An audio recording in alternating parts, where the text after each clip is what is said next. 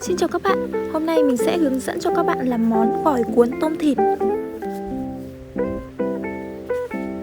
Đầu tiên mình luộc thịt với hành tím và một chút muối. Các bạn nhớ thịt này là thịt ba chỉ nhé. Sau đó mình luộc tôm và một chút muối. Khi tôm chín các bạn vớt ra và cho vào bát nước đá. Điều này để khi các bạn bóc tôm thì nó sẽ dễ bóc hơn.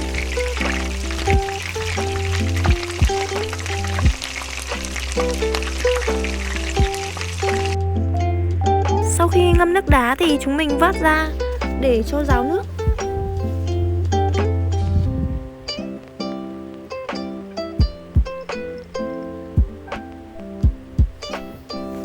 Đây là tôm sau khi mình đã bóc vỏ.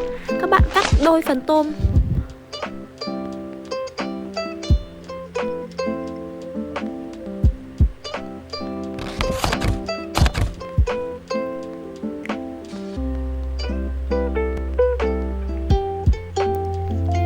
Tay mình đã vệ sinh sạch sẽ rồi các bạn nhé.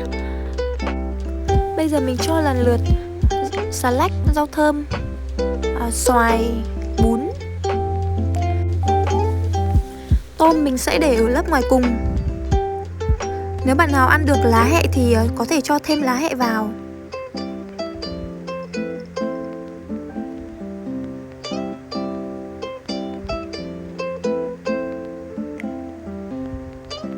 Cái này làm cũng đơn giản thôi, các bạn cứ cuốn như mình là được.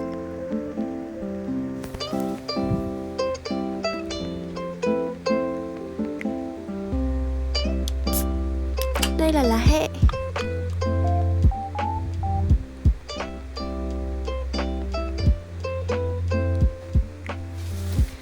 Các bạn nhớ chú ý phần làm bánh tráng này mình cho lên một chút nước để cho mềm. Rồi tiếp tục mình làm như lúc nãy, cho lần lượt rau thơm, xoài, bún. Và bây giờ là mình cho thịt ba chỉ.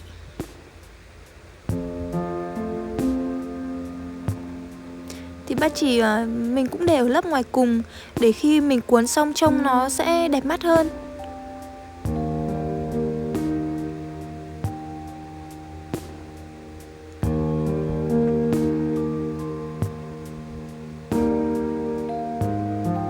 Cho một chút lá hẹ vào.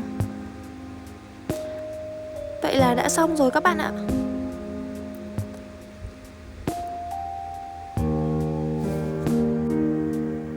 Vậy là mình đã làm xong món gỏi cuốn tôm thịt rồi. Nếu bạn nào ăn được mắm nêm thì mình khuyên các bạn là nên ăn món này với cả mắm nêm, rất là ngon.